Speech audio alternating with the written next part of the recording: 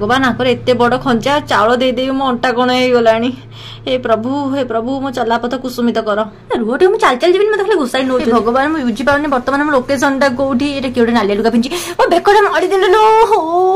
मो खाली किछि दिन जाओ कानी छाड़ी के बुलि कि कोन करियो देखिया। ओहो टिके शांति मिलला।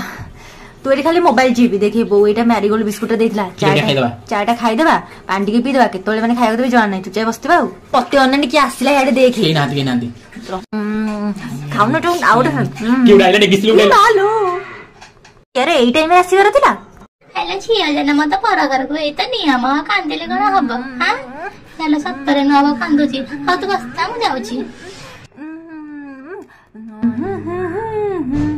ओहो गला गिलो हां गला जाहाउ मो जीवन छाडे थांदा।